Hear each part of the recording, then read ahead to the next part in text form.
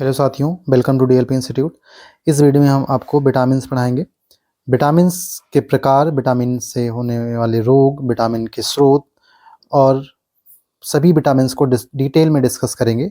तो आइए बिना देरी किए शुरू करते हैं। तो देखिए, विटामिन्स क्या होते हैं। तो विटामिन्स एक क्या है, ऐसे कार्बनिक यौगिक हैं जिनकी आवश्यकता जो मानव शरीर होता है, मनुष्य का शरीर होता है, उनको अल्प मात्रा में होती है, बहुत कम मात्रा में उनको ज़रूरत पड़ती है ना। विटामिन्स जो हैं, इनको मनुष्य के अलावा बाकी कोई जीव हैं, लिविंग ऑर्गेनिज्म होते हैं, उनको भी ज़रूरत पड़ती है। विटामिन्स जो होते हैं सामान्यतः ये विभिन्न प्रकार के रसायनों का संश्लेषण करते हैं या उनकी हेल्प करते हैं। तो सामान्यतः विटामिन ईंधन पदार्थों के संश्लेषण का नियंत्रण करते हैं, साथ में उनकी हेल्प करते हैं। किस प्रकार से? ठीक है, जैसे आप जानते हो कि जो आरबीसी का निर्माण होता है, उसके मैच्योरेशन के लिए विटामिन B12 जो होता है वो जरूरी होता है। ठीक है। विटामिन शब्द का प्रयोग सबसे पहले वर्ष 1911 में 1911 में सर्वप्रथम सी फंक ने किया था। किसने किया था? सी फंक ने किया था। सी फंक द्वारा इसका उपयोग सबसे पहले इसका नामकरण का उपयोग किया गया था। अंग्रेजी वर्णमाला के क्रम में इनका नाम जो रखा गया है, देख लीजिए, जैसे vitamin A, B, C, D, E और K। ये ए से आप देख रहे हैं ई तक और के। इसमें आप देखेंगे, हम आगे आपको बताएंगे। आप इसको ऐसे याद रखिए, ए, डी, ई और के, ये विटामिन्स हैं, है ना। ये विटामिन्स के प्रकार हैं जिनको आप याद रख सकते हैं। ठीक है। एडेक बी सी, है ना। एडेक बी सी, इसी प्रकार से आप इसको याद रखिए। देखिए, विटामिन्स जो हैं, प्राणियों, जितने भी सजीव होते हैं, प्राणियों की वृद्धि एवं विकास के लिए आवश्यक होते हैं, क्योंकि इनका काम ही होता है सभी प्रकार की वृद्धि और विकास का नियंत्रण करते हैं, सहायता करते हैं। इस शरीर में विभिन्न प्रकार की जो उपापचय क्रियाएं होती हैं, मेटाबॉलिक रिएक्शंस होती हैं, उनका नियंत्रण करते हैं, बीमारियों से रक्षा प्रदान करते हैं, और ये साथ में कोएंजाइम के संयोजन में, कोएंजाइम के बनने में भी मदद करते हैं। कोएंजाइम क्या होते हैं? कोएंजाइम ऐसे होते हैं जो किसी एंजाइम के साथ मिलकर के काम करते हैं। विटामिन्स की कमी से होने वाले रोग को हम डिफिशियंसी डिजीज या अपूर्णता रोग कहते हैं। क्या कहते हैं? अपूर्णता रोग। ठीक है। वर्तमान में वैज्ञानिक द्वारा लगभग 20 प्रकार के विटामिन खोजे जा चुके हैं, लेकिन मानव शरीर के लिए ये 13 प्रकार के विटामिन जो है जो आवश्यक होते हैं। 13 प्रकार के जो विटामिन होते हैं वो आवश्यक होते हैं। ठीक है। इसमें विलेयता के आधार पर विटामिन को 2 श्रेणियों में बांटा गया है। जो जल में घुल सकते हैं, ध्यान दीजिएगा, जो जल में घुलेंगे वो वसा में नहीं घुलेंगे, जो वसा में घुलेंगे वो जल में नहीं घुलेंगे। तो जल में घुलनशील और वसा में घुलनशील, या कह सकते हो जल में घुलनशील और जल में अघुलनशील। तो जो एडेक है, ए, डी, ई और के, ये जो है जल में अघुलनशील होते हैं, इसलिए कहते हो इसको वसा घुलनशील। क्या कहेंगे इसको हम? वसा घुलनशील विटामिन है ये वसा घुलनशील है। ठीक है। और जो जल में घुलनशील हैं वो वसा में अघुलनशील होंगे। बी और सी, हमने बताया आपको, एडेक बी सी आप याद रखेंगे, ए, डी, ई, के, एडेक और बी सी। एडेक जो है ये कैसे हैं? वसा घुलनशील, यानी कि जल में अघुलनशील, जबकि बी और सी जल में घुलनशील हैं। जो जल में घुलनशील होते हैं वो आपके यूरिन के द्वारा, पेशाब के द्वारा शरीर से निकल जाते हैं, इन्हें बार बार लेने की आवश्यकता होती है। जबकि ए, डी, ई और के, ये जो होते हैं शरीर में हमारे स्टोर किए जाते हैं। विटामिन बी का एक 12 टाइप है, वो जो भी थोड़ा बहुत मात्रा में हमारे शरीर में स्टोर किया जाता है। ठीक है। तो इसको आप याद रखेंगे कैसे? एडेक बी सी। एडेक बी सी क्या है? जो जल में घुल जाते हैं, जो जल में घुल जाते हैं, कौन कौन से? बी और सी। बाकी जल में नहीं घुलते हैं, आप इसे भी याद रख सकते हैं। देखिए, जल में जो घुलनशील विटामिन होते हैं, प्रतिदिन आप उनको भोजन के साथ ग्रहण करना होता है, क्योंकि ये हमने बताया यूरिन के साथ में उत्सर्जित हो जाते हैं, शरीर से निकल जाते हैं, मूत्र के साथ में बाहर निकल जाते हैं। जबकि जो वसा में घुलनशील होते हैं वो प्रतिदिन भोजन के साथ ग्रहण नहीं करना पड़ता, क्योंकि हमारे शरीर में ये स्टोर किए जाते हैं, संचय किए जाते हैं, वसीय जो ऊतक होते हैं इनमें स्टोर कर दिया जाता है। तो आप याद रखेंगे, वाटर सॉल्युबल विटामिन जो होते हैं बी और सी, इन्हें बॉडी में स्टोर नहीं किया जाता, इनको आपको बार बार फूड के साथ में इनटेक करना पड़ता है ना, इनको फूड के साथ आप ग्रहण करोगे। और जो जल में घुलनशील नहीं होते, यानी वसा में घुलनशील होते हैं, हमारी बॉडी में जो फैटी टिश्यू होता है, फैटी टिश्यू में स्टोर किए जाते हैं। ठीक है, बात समझ में? देखिए, अब यहाँ पे हमने एक चार्ट दिया है, इस चार्ट के माध्यम से आप देख सकते हैं कि कुछ विटामिन देख रहे हैं आप, हमने एक चार्ट बनाया है, वसा घुलनशील विटामिन, यानी कि जल अघुलनशील भी कह सकते हैं इसको। हम देख रहे हैं कैसे है, जल अघुलनशील, ठीक है, और इसे कह सकते हो वसा अघुलनशील, वसा अघुलनशील। जो जल में घुलनशील होगा, अभी हमने बताया, वो वसा में घुलनशील नहीं होगा। तो जल में घुलनशील कौन कौन से हैं? बी और सी, ठीक है। और देखिए, जो जल में के घुलनशील, ये इधर आप देख रहे हैं, के का जो एक टाइप होता है, मतलब कुछ उसके कॉम्प्लेक्स होते हैं, वो जल में घुल जाते हैं। बाकी जो है, ये जो एडेक हैं, ADE के, इनको हम कहते हैं वसा घुलनशील। अब यहाँ पे कुछ चार्ट दे दिया गया है किस प्रकार से। अब देखिए, बी के बहुत सारे टाइप हैं, लगभग हमने बताया 20 हैं प्रकार के टोटल विटामिन हैं, जिसमें 13 प्रकार के उपयोगी हैं। इसमें आप अगर देखें तो विटामिन A1 है, 2 है, 3, 5, 6, 7, 9 और 12, ये सब विटामिन बी की टाइप हैं, प्रकार हैं। जैसे विटामिन A की कमी से बेरी बेरी रोग होता है, विटामिन B2 की कमी से किलोसिस होता है, विटामिन B3 की कमी से पिलग्रा होता है, विटामिन 5 की कमी से चर्म रोग और अनिद्रा होता है, इंसोम्निया होता है ना। विटामिन 6 की कमी से, B6 की कमी से एनीमिया होता है ना। और विटामिन से जो है 7 की कमी से भी एनीमिया होता है, विटामिन 9 की कमी से इसमें भी एनीमिया होता है। ये जो विटामिन हैं, ये विटामिन के जो प्रकार हैं 6, 7, 9 और 12, इन सभी की कमी से क्या होता है, जो है एनीमिया होता है। इसको हम आगे थोड़ा सा और डिटेल में देखेंगे, ठीक है।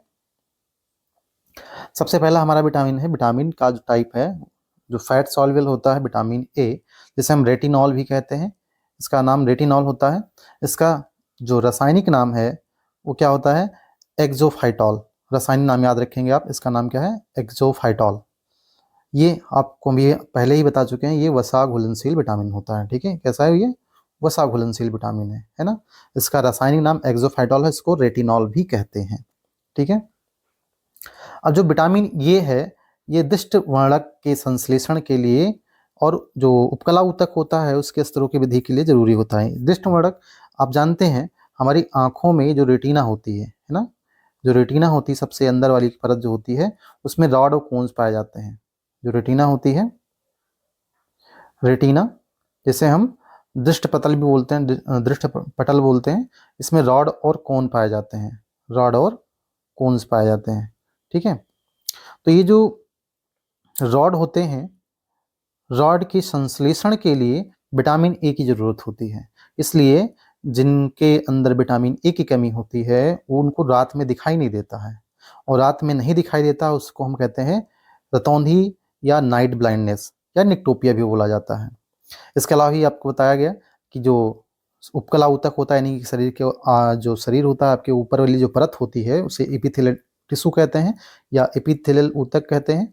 तो ये ऊतक के वृद्धि और विकास के लिए जरूरी होता है, इसलिए जिसके अंदर विटामिन ए की कमी होती है उनकी स्किन बहुत खुरदरी और खुरसी जो है अच्छी नहीं होती है, चिकनी नहीं होती, चमकदार नहीं होती है। तो विटामिन ए की कमी से नाइट ब्लाइंडनेस, शरीर की वृद्धि, कार्निया संबंधित विभिन्न प्रकार के रोग होते हैं।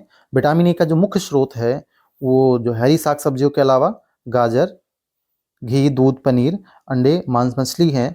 और ज़्यादातर आप ये जो बच्चे होते हैं 13 से 15 वर्ष के बच्चे होते हैं, इनको डेली लगभग 60 मिलीग्राम कह सकते हो, 60 इंटू 10 की पावर -3 ग्राम विटामिन ए की ज़रूरत होती है। अब देखिए, विटामिन ए डायरेक्टली नहीं मिलता किसी भी फूड से, कोई भी विटामिन, इसके प्रिकर्सर्स मिलते हैं जो हमारे शरीर में, वो विटामिन ए का रूप लेते हैं। तो विटामिन ए जो है की कमी से नाइट ब्लाइंडनेस और स्किन खुरदरी इत्यादि ये सब हो जाती है। क्या कहते हैं इसको? एक्सोफाइटॉल कहते हैं। इस बात को भी आप ध्यान देंगे। ठीक है, बात समझ में आई?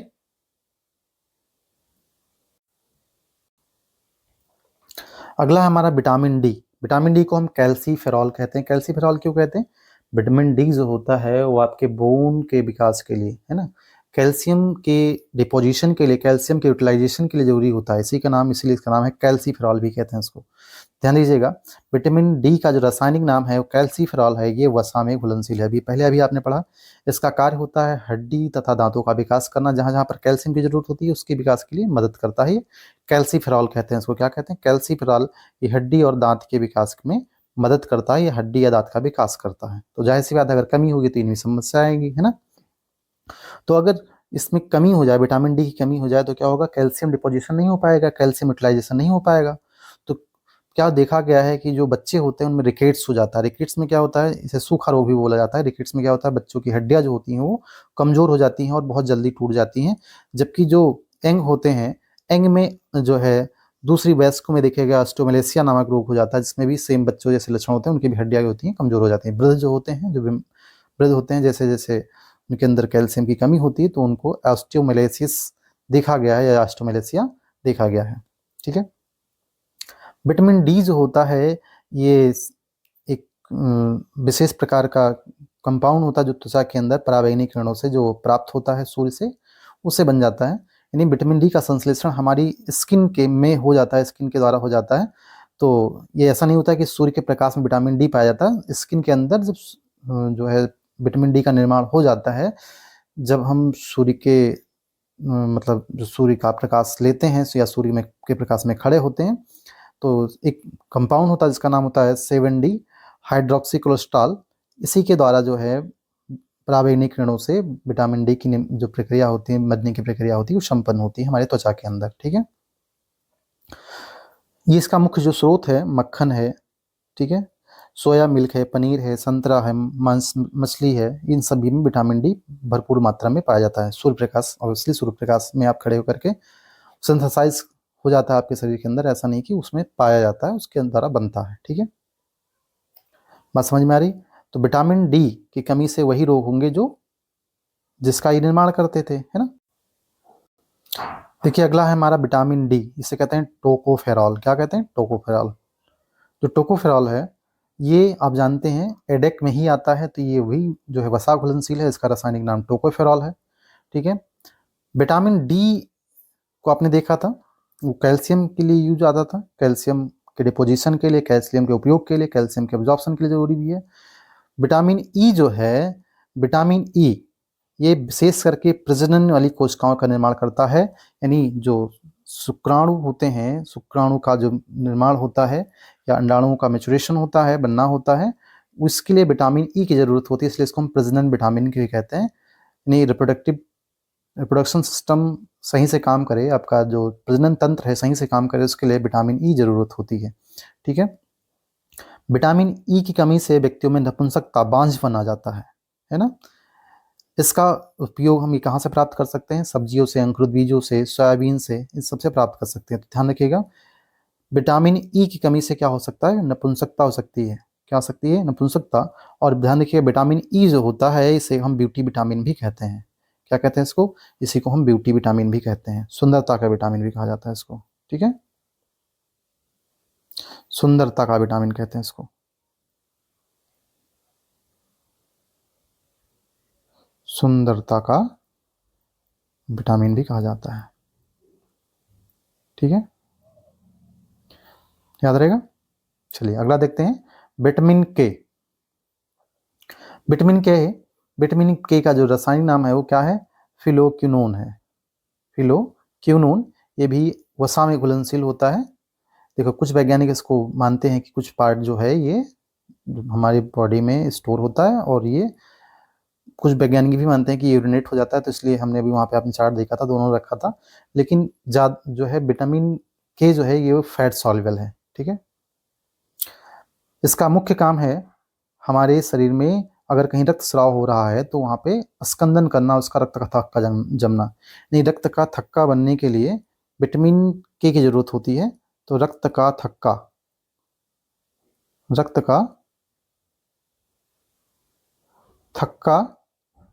बनने के लिए विटामिन के की जरूरत होती है।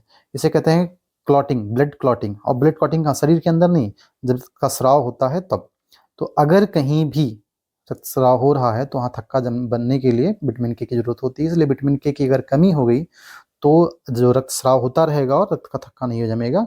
तो आप जान रहे हो, रक्त का थक्का नहीं जमेगा जब, तो ये रक्त जो है क्योंकि हमारी रक्त वाहिनियों से बहता रहेगा। ठीक है, तो इसका प्रमुख काम क्या है? रक्त के स्कंदन यानी कि ब्लड का क्लॉटिंग बनाना, रक्त का थक्का बनना। और ये क्या करता है, जो लीवर होता है, लिवर में प्रोथ्रोम्बिन जो रक्त का क्लॉटिंग के लिए जरूरी होता है, थ्रोम्बिन, प्रोथ्रोम्बिन, थ्रोम्बिनेज, ये सब जो जरूरी होते हैं, ये प्रोथ्रोम्बिन का निर्माण करता है हमारे लिवर में। तो आप ये भी याद रख सकते हैं कि लिवर में ही प्रोथ्रोम्बिन का निर्माण होता है, उसके लिए विटामिन के की जरूरत होती है। ठीक है, तो इसकी कमी से क्या होगा? ब्लड क्लॉटिंग नहीं होगी। ठीक है, इसका ये स्रोत कहाँ से पाया जाता है, कहाँ पाया जाता है? पत्तेदार हरी साग सब्जियों में। देखिए, आप कुछ नहीं जान पाए तो आप याद रख सकते हैं कि जितने भी विटामिन, लगभग सब के सब विटामिन हरी साग सब्जियों में पाए जाते हैं। लेकिन ज़्यादातर पत्तीदार हरीदार सब सब्जियों में, टमाटर में, पनीर इत्यादि में इसका मुख्य स्रोत है। चलिए, बात समझ में आ रही? अगला देखते हैं विटामिन बी। अब विटामिन बी हमने बताया बहुत सारे टाइप हैं इसके, तो थॉरली इसको जल्दी जल्दी कंप्लीट करते हैं हम। विटामिन बी एक पूरा विटामिन का समूह है, जिसमें आपने देखा था विटामिन बहुत सारे प्रकार के होते हैं, इसलिए इसको विटामिन बी कॉम्प्लेक्स कहते हैं। तो पहली बात तो ये जल में घुलनशील विटामिन है, इसमें कुल 8 प्रकार के आवश्यक, जो हमारे शरीर के लिए आवश्यक हैं विटामिन बी, 8 प्रकार के ये जो हैं विटामिन बी हैं। B1, B2, B3, B5, B6, 7, B9 और B12। लेकिन कुल अगर देखे जाएँ तो कुल जो हैं 11 प्रकार के विटामिन होते हैं। 3 जो अनावश्यक होते हैं, B4, B8 और B10। देखिए, बहुत सारी बुक्स लिखती हैं, केवल यही लिखती हैं जो है कुल 8 प्रकार के विटामिन पाए जाते हैं। तो विटामिन बी अगर पूछा जाए तो आप यही बताओगे, विटामिन बी जो होते हैं 8 प्रकार के होते हैं, लेकिन होते टोटल हैं 11 प्रकार के। 3 जो हैं B4, B8 और B10, ये अनावश्यक होते हैं, हमारे लिए ज़रूरी नहीं होते हैं। ठीक है, पहला हमारा है विटामिन B1, जिसे हम थायमीन भी कहते हैं। क्या कहते हैं? थायमीन। ठीक है, तो विटामिन B1 जो है इसे थायमीन कहा जाता है, और ये जल में घुलनशील विटामिन है। आपने देखा था बी और सी ही 2 विटामिन ऐसे हैं जो जल में घुलनशील होते हैं। कुछ लोग मानते हैं के को, लेकिन आप के कंसिडर नहीं करोगे। ठीक है, विटामिन बी की कमी से बेरी बेरी कौन सा रोग हो जाता है? विटामिन बी की कमी से बेरी बेरी रोग होता है। ठीक है, इससे क्या हो जाता है? वृद्धि रुक जाती है, वजन घटने लगता है, और तंत्रिका तंत्र का विकास नहीं होता, यानी कि शरीर में जो है स्फूर्ति नहीं रहती है। ठीक है, इसका इसका स्रोत कहाँ है, कहाँ से प्राप्त कर सकते हैं? बीज वाले अनाज है, मांस है, दूध है, सोयाबीन है, हरी सब्जियां हैं, चावल हैं, इन सब से हम विटामिन B1 प्राप्त कर सकते हैं। ठीक है, अब अगला देखते हैं B2, विटामिन B2, जिसे हम क्या कहते हैं? राइबोफ्लेविन कहते हैं। क्या कहते हैं? राइबोफ्लेविन। विटामिन B2 का जो रासायनिक नाम है राइबोफ्लेविन है, जो जल में घुलनशील है। हमने बताया कि सभी विटामिन बी जल में घुलनशील होते हैं। इसका जो मुख्य काम होता है, ये कार्बोहाइड्रेट के पाचन में, उपापचय में या मेटाबॉलिज्म में भाग लेता है। तो आपके शरीर में जब एब्जॉर्ब होता है कार्बोहाइड्रेट, तो उसके उपापचय में इसका यूटिलाइजेशन है, उसका उपयोग कहाँ पर होना है, इसमें ये भाग लेगा, यानी पार्टिसिपेट करता है। इसकी कमी से आपके कार्बोहाइड्रेट के पाचन में समस्या हो सकती है। ठीक है, इसकी कमी से वृद्धि विकास रुक जाता है, जीभ में छाले पड़ते हैं, और त्वचा का सूरूखापन, रक्त क्षीणता यानी कि रक्त की कमी हो जाती है, और बहुत सारे विभिन्न प्रकार के दुष्प्रभाव पड़ते हैं। तभी आपने देखा होगा जब आपको मुंह में छाले निकलते हैं, डॉक्टर बी कॉम्प्लेक्स देते हैं, जिसमें बहुत सारे विटामिन बी पाए जाते हैं। ठीक है, तो आप ध्यान रखिएगा, जीभ में छाले पड़ते हैं, जीभ में छाले पड़ना, वृद्धि का रुकना, रूखापन, और रक्त क्षीणता यानी कि रक्त की कमी होने लगती है ना। विटामिन B2 का जो प्रमुख स्रोत है वो मांस है, सोयाबीन है, दूध, दही, हरी सब्जी, अंडे इत्यादि हैं। ठीक है, अगला देखते हैं हम विटामिन B3। विटामिन B3 का नाम क्या है? नियासिन कहते हैं इसको। नियासिन एक जल में घुलनशील विटामिन है। विटामिन B3 का नाम नियासिन है, ध्यान रखिएगा। नियासिन बोलते हैं इसको, क्या बोलते हैं? नियासिन। विटामिन B3 का नाम नियासिन है। विटामिन B3 जो है इसकी कमी से प्लेग्रा रोग होता है। इस प्लेग्रा रोग को हम 4D सिंड्रोम भी कहते हैं। क्या कहते हैं? 4D सिंड्रोम कहते हैं। ठीक है। इसके अलावा विटामिन B3 की कमी से पाचन क्रिया की कमी, मानसिक विकार इत्यादि भी समस्याएं आती हैं। विटामिन बी जो है कुल मिला के बहुत सारे हमारे ब्लड और पाचन तंत्र इन्हीं से संबंधित सभी प्रकार की जो है प्रक्रियाओं को नियंत्रित करता है। अगर कमी होगी तो इन्हीं से प्रकार की जो सिस्टम होते हैं पाचन तंत्र के या ब्लड के, इन्हीं में समस्याएं उत्पन्न होंगी। ठीक है। विटामिन B3 जो है इसके प्रमुख स्रोत क्या हैं? ईस्ट है ना, खमीर, मांस, हरी सब्जियां इत्यादि सब क्या होते हैं? इनके स्रोत होते हैं। अगला देखते हैं विटामिन B5 जिसको हम पेंथोनिक एसिड भी कहते हैं। पेंथोनिक एसिड एक जल में घुलनशील, क्योंकि विटामिन बी का प्रकार है तो जल में घुलनशील होगा ही।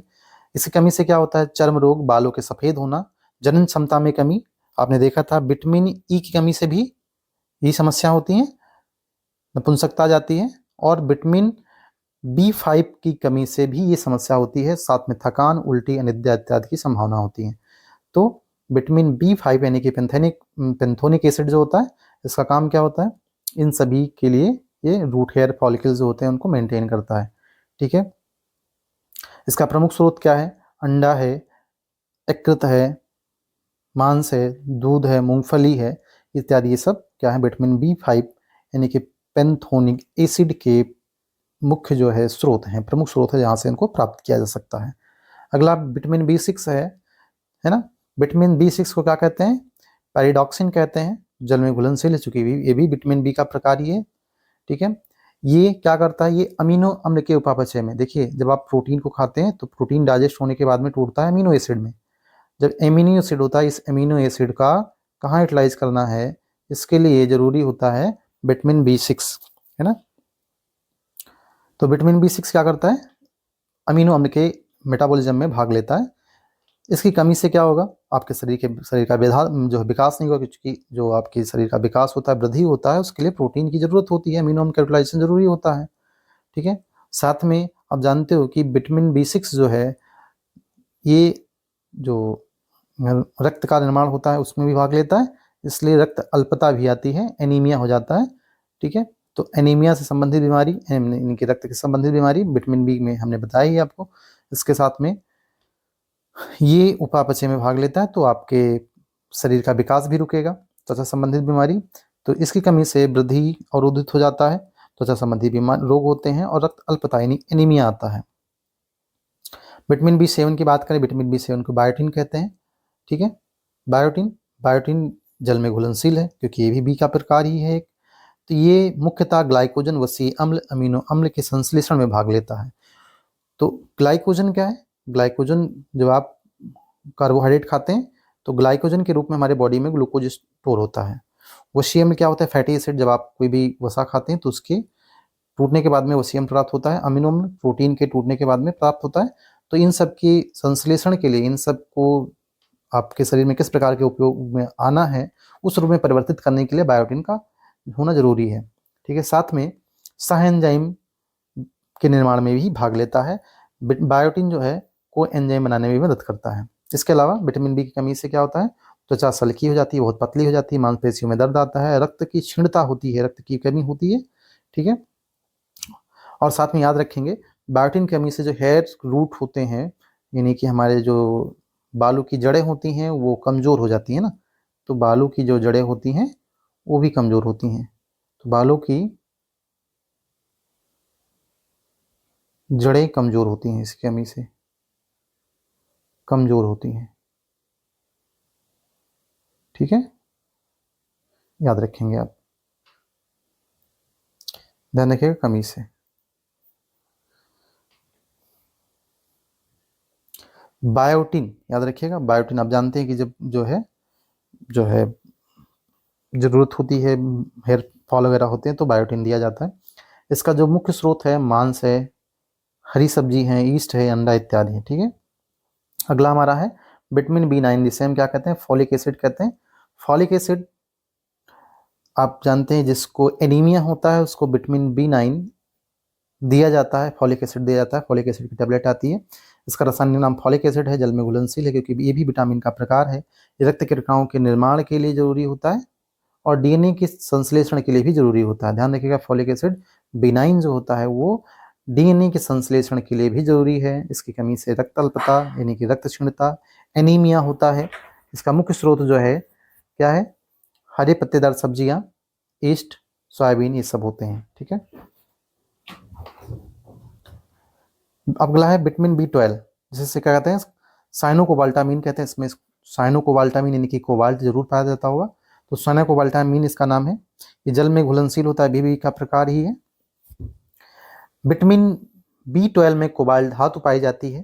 क्या पाया जाता है? कोबाल्ट धातु पाई जाती है। इसका मुख्य प्रमुख काम होता है रुद्राणुओं का निर्माण करना। हमारी जो रक्त कणिकाएं होती हैं उनका निर्माण करने में विटामिन B12 हेल्प करता है।